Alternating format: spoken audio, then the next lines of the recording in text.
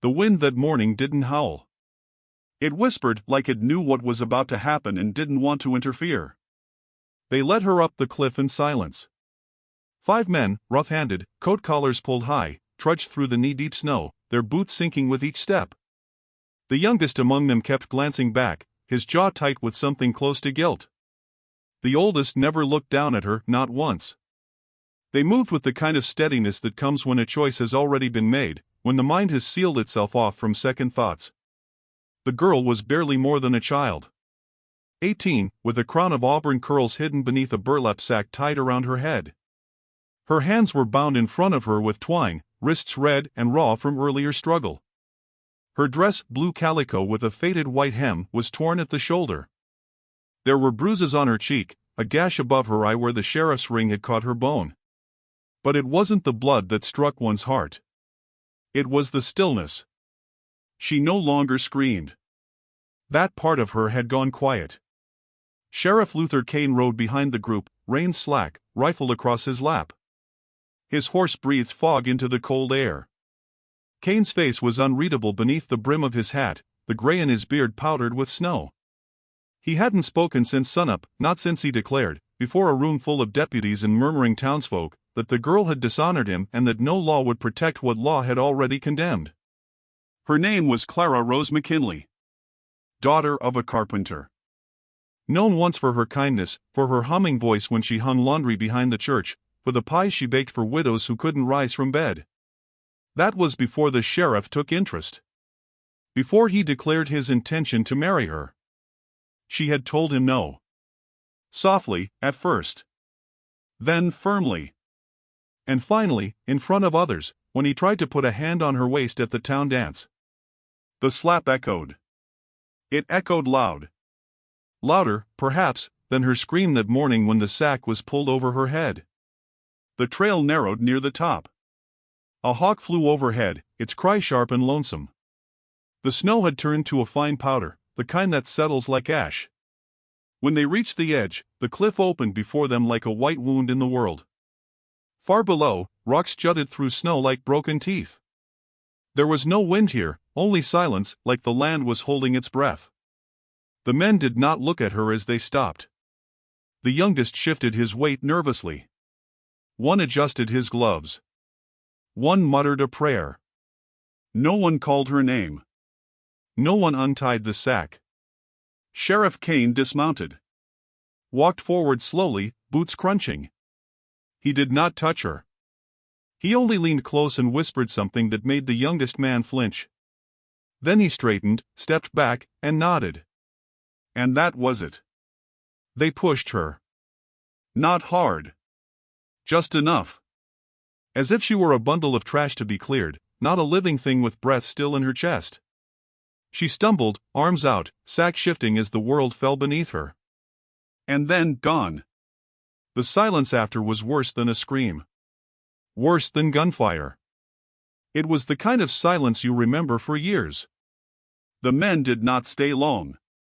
They turned back toward town without speaking. Kane rode in front this time. But Clara didn't die. The fall was steep, but not clean.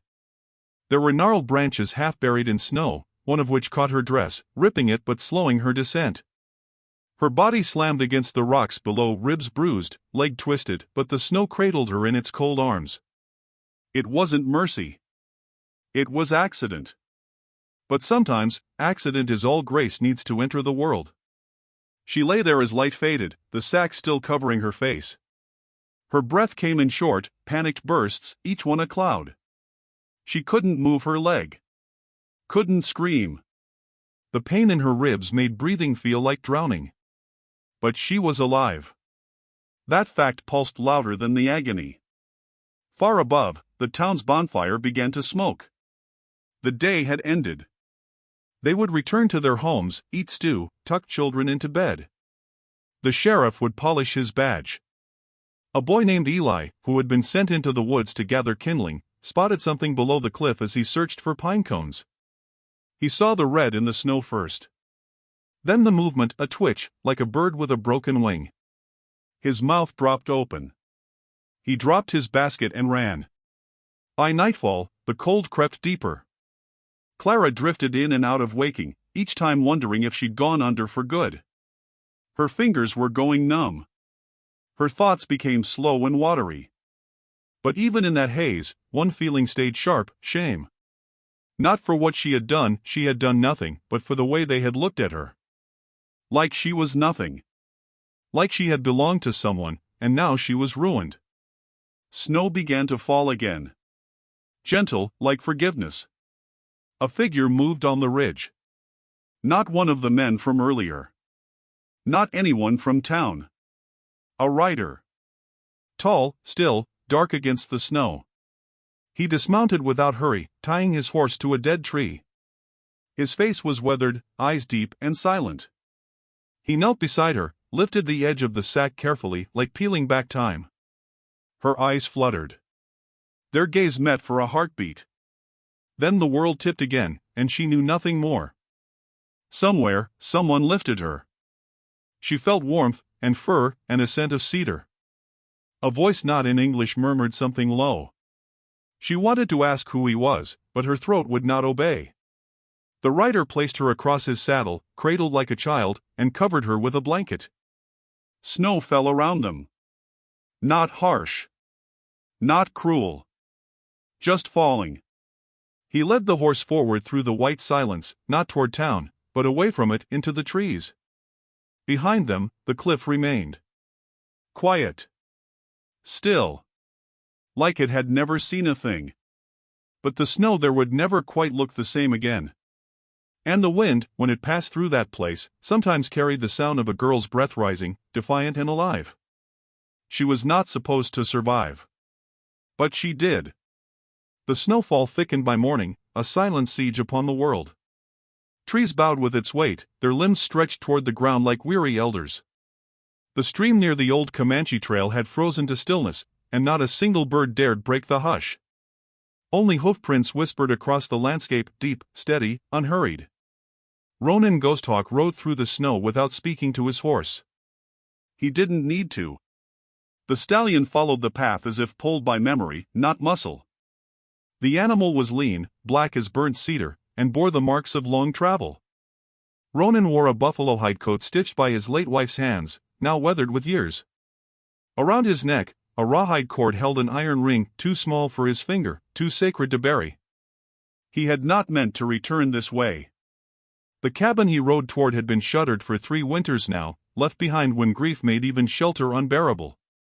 But something in the wind had turned his head, something beyond sight or reason. He trusted such instincts. They had kept him alive longer than bullets ever could. It was the red that caught his eye. Not bright. Just a faint smear in the untouched snow, like rust bleeding through white linen. He slowed the horse. Dismounted. Squatted low beside the mark. A torn thread of blue fabric clung to a broken branch. The snow here had been disturbed, unusual, too far from any trail. The cliff above loomed silent, pretending innocence. And then he saw her. Half buried beneath frost and bone-colored drifts, her body lay crooked. One leg twisted beneath her, one hand clawing into the snow as if she'd tried, even at the end, to rise. The sack still covered her face. Her chest barely moved. Ronan's breath escaped in one clouded sigh. He moved like a man handling sacred ground. First, he removed the sack. Her face was bruised, lashes iced. Blood at her temple had frozen into her hair. She was young. Younger than his wife had been when she died.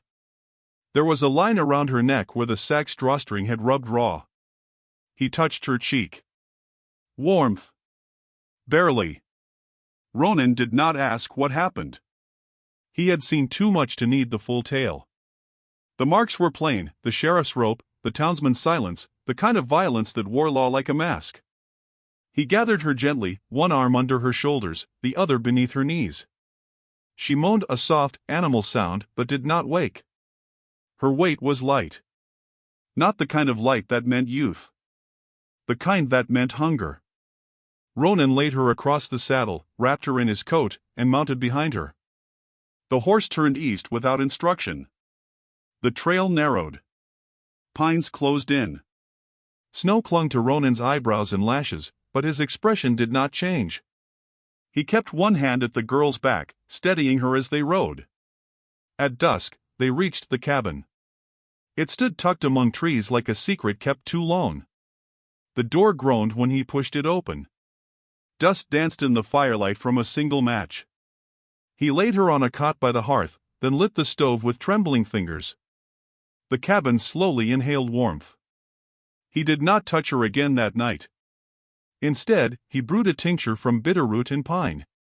He stripped her boots carefully, noting the cracked skin, the blackening toes. She'd nearly lost her foot to the cold. He packed it in poultice, wrapped it in wool.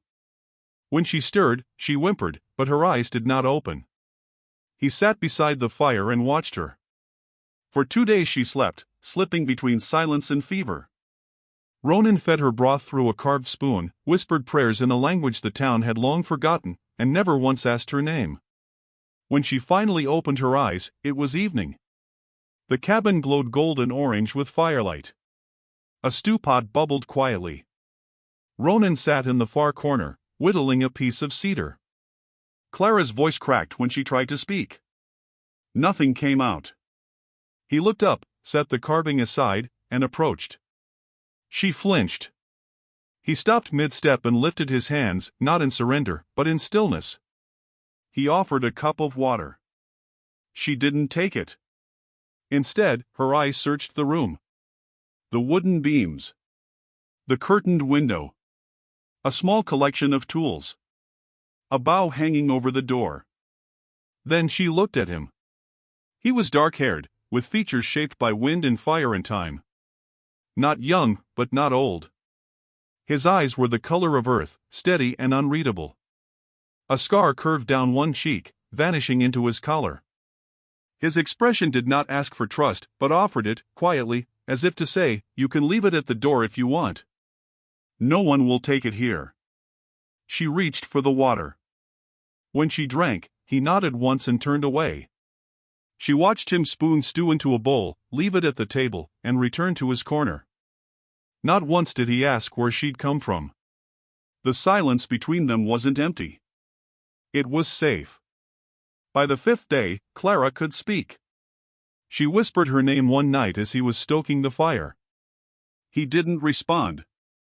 Just added a log, waited, then said, "You'll walk again."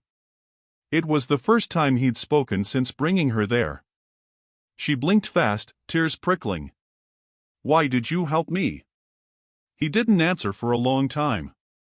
When he finally did, he spoke without looking at her. "Because someone didn't." The pain in her chest bloomed again, not from the fall, but from memory. Her voice failed her, so she nodded. He saw it. And nodded back. The days grew into a rhythm. Clara learned to move with the crutch he carved for her. She helped peel potatoes, patch the curtains, sweep snow off the porch. He hunted, chopped wood, brought back herbs wrapped in cloth. They never spoke much. But they didn't need to. The silence softened. Once, she asked, "What's your name?" He stirred the stew without looking up. "Ronan." It suited him. A name you couldn't fold, couldn't ruin. Clara woke one morning to find a new pair of boots by her bed. Lined with fur. Too big, but warm. She cried quietly into her pillow. Not because of the gift. But because of how it was left, without ceremony, without pride. She never said thank you. She didn't need to. That afternoon, she walked a few steps outside. The cold bit her lungs, but she stood there, letting the snow fall onto her face. Watching the horizon, where the cliff still sat in silence. She didn't ask Ronan to take her back to town. She didn't want to. He watched her from the doorway, arms crossed, a blanket around his shoulders. For a moment, she felt seen in a way that didn't steal anything from her. As if she were not broken, not shamed, not owed. Just alive. She looked back toward him, toward the warmth behind the door. She stepped forward. He stepped aside. And that was how she came to stay, not because she was taken in, but because she chose to remain. In that cabin, among snow and stones and silence, Clara Rose McKinley began to become someone new. Smoke from the hearth curled gently upward, blurring the ceiling beams with the scent of pine and ash. Outside, snow sighed against the cabin walls. Inside, the silence had changed, no longer a wall between strangers, but a quilt stretched across two souls learning how to breathe again.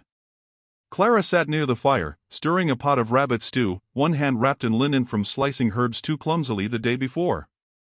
Her crutch leaned against the table leg. Though her ankle still swelled at sundown, she had begun moving through the cabin without needing Ronan's arm. He watched her from the doorway, arms folded, his expression unreadable, yet softer than when she'd first seen him through swollen eyes. In those quiet days, she learned more about him through absence than presence. He spoke rarely, but his silences had texture. Some meant he was thinking, others meant he was listening. His movements were exact, his tools always placed where they belonged. He repaired a broken hinge without being asked, chopped firewood with a rhythm that matched his breath. When he passed her a blanket or spooned broth into her bowl, he never looked directly at her, but she felt the care threaded into every gesture. She'd come to know his name, Ronan Ghosthawk, by hearing it in a whisper once, when he traded pelts for salt in town. The woman behind the counter had looked him over with a mix of reverence and fear, muttering the name under her breath as if it might burn her tongue. Clara hadn't asked about it. He hadn't offered. In return, he never asked for the full story of her fall. He never repeated the questions she heard in her own head each night. He simply gave her space and time, and in doing so, offered something no one else had, respect that did not demand. Still, words eventually found their way in. Over shared stew. Over the sound of a lone coyote howling in the dark. Over the clatter of snow sliding off the roof.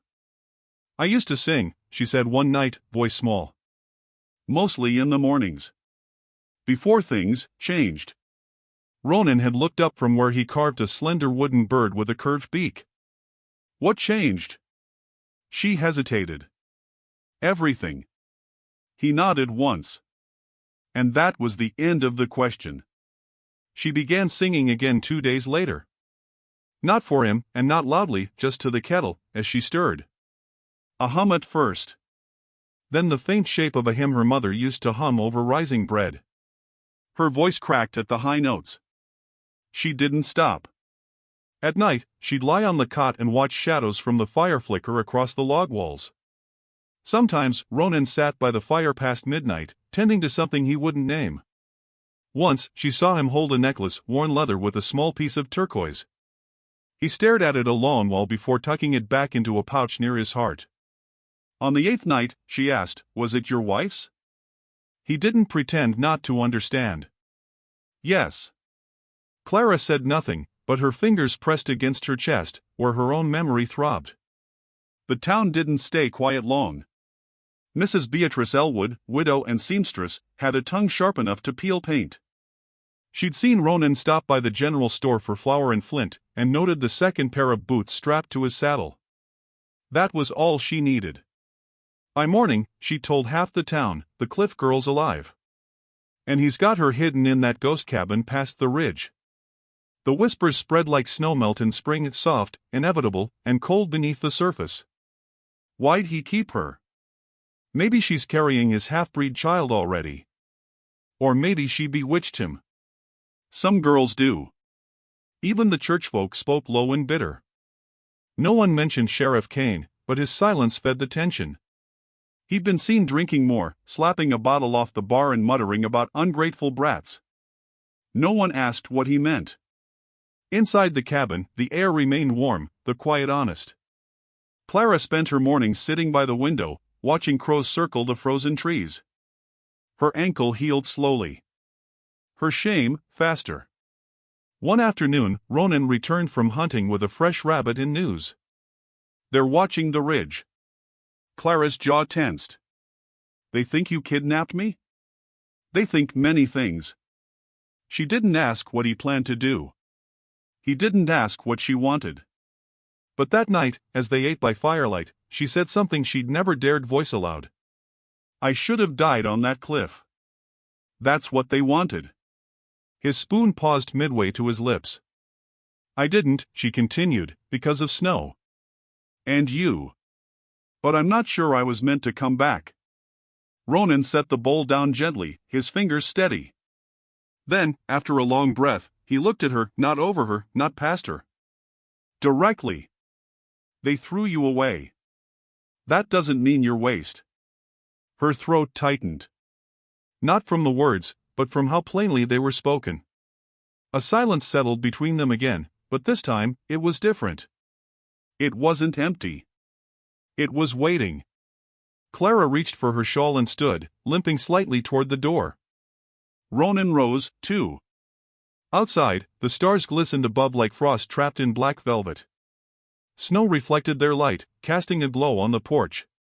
She stood there, staring out toward the direction of town. Her voice came quietly. I can't go back to being who I was. And I don't want to be what they try to make me.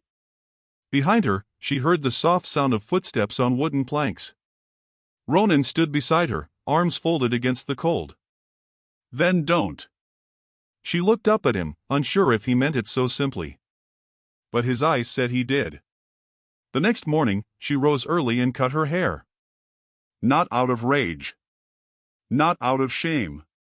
But as a way of shedding something. She tied the long strands into a bundle and placed it in the fire. Ronan said nothing, only added another log. Later that day, she stitched a new hem into her dress, making it shorter, more practical. Then she walked outside with no cloak, letting the cold bite her arms. She didn't flinch. In town, Mrs. Elwood swore she saw smoke rise from the ridge and said it looked like something had been released into the sky. And Sheriff Kane began sharpening his knife. The sky wore its heaviest gray that morning, low, brooding, full of promises it intended to keep. Smoke curled from the chimney of the cabin in the woods, not with cheer but necessity. The cold was no longer a visitor. It had unpacked its bags. Inside, Clara stirred a pot of beans slowly, her mind elsewhere. Her ankle no longer swelled like it had, and her hands no longer trembled when she braided her hair. She had begun speaking more, and even laughing once, though it had surprised her as much as him. Still, some part of her stayed braced, like she knew the quiet could not last. Ronan had felt it too. He said little, but he sharpened his knives longer each night, checked the door latch twice, and took to riding out farther when gathering wood, his eyes scanning the tree line instead of the trail. He didn't say why. He didn't have to. It was late afternoon when the first boot prints were heard, not one pair, but several, crunching hard in the snow. Ronan stood at the window, hand resting on the windowsill, jaw tight. They're here, he said. Clara put down the ladle and wiped her hands on her skirt. She didn't ask who. She already knew. When the knock came, it wasn't a knock at all. It was a pounding, angry and entitled. Ronan didn't open the door. He stepped outside instead. There were 6 men. All mounted, all armed. At their center was Sheriff Luther Kane, still wearing his badge, though everyone could see it no longer shined. His face was ruddy with drink, his coat trimmed with fur as if to remind others of who he thought he was. Well, Kane drawled, dismounting with a grunt. Look at you, living like a savage king. Ronan said nothing. He simply stood, arms at his sides, eyes steady. Clara watched from behind the curtain. Her breath caught when Kane's eyes drifted toward the door. Now, Ghost Hawk, Kane continued, spitting the name like a burr in his teeth, I've come out of decency. I could have sent the boys ahead, no talk. But I figured I'd ask nice first. That girl's mine. She's been taken. You threw her, Ronan replied, voice low. Kane's face twitched. One of his men shifted uncomfortably in the saddle. She ran, Kane said, louder. And even if she hadn't, this ain't your fight. It's town business. Ronan stepped forward once. She's not property. Kane smiled cold. No. She's a mistake. One I intend to correct. Clara opened the door then, stepping out with no coat, no fear. Her face was pale from winter but calm. The wind blew her hair back, and even from a distance, she looked taller than she had before. You don't get to talk about me like I'm not here, she said. Kane's head turned, sharp and quick. His eyes narrowed. "Girl," he muttered. "You're lucky I don't bring you back in chains." "You already did that once," she answered. "I still have the scars." There was a long silence. The kind that hangs between thunder and lightning. Ronan stepped between them, not with violence, but with purpose. Cain bristled. "You want blood?" Ronan asked. "You'll bleed first." Cain's men looked at one another. Some of them had wives. Some had daughters. And Clara, standing there, proud and unbroken, was no ghost. She was human. More alive than Cain's rage could shadow. Still, Cain drew his revolver. It happened fast. One of his men reached for his own gun. Ronan stepped forward, arm lifted to shield Clara. The shot rang out. Not from Cain. From Ronan's shoulder, blood bloomed dark against the snow as the bullet ripped through flesh. Clara cried out and reached for him, pulling him back, her fingers slipping on his coat. Cain raised his gun again until he heard the sound behind him. Click. The unmistakable sound of a deputy cocking his rifle pointed not at the cabin, but at Cain. It was the youngest of them. The same who'd looked away on the cliff. "Enough," the boy said. Cain turned, eyes wide. "You turn in on me?" "I saw what you did," the boy said. "I helped." "I'm not helping again." Another deputy lowered his weapon. And then another. The silence returned, but this time, it belonged to Clara. She stepped forward, past Ronan, her hand shaking but her voice clear. "You don't get to finish what you started. Not today." Cain stared at her. And in that moment, the sheriff who'd ruled with threats and smirks looked suddenly small. His power didn't crack. It vanished. He holstered his gun with shaking hands. Without a word, he mounted his horse. The others followed, the youngest nodding once to Clara before turning away. Only the snow remained, falling gently over blood, over footprints, over the smoke that curled once again from the chimney. Clara helped Ronan inside, tore strips of her apron to wrap his shoulder, her fingers moving with precision and grace. He didn't cry out. He watched her instead, as if seeing her anew. "You didn't have to step out," he whispered. "I did," she said. "So I could walk back in." Night fell slow. Stars blinked through the gray, and inside the cabin, firelight danced again. Clara sat by Ronan's side as he slept, his breath shallow but strong. She didn't cry. Not yet. She held his hand and watched the flames.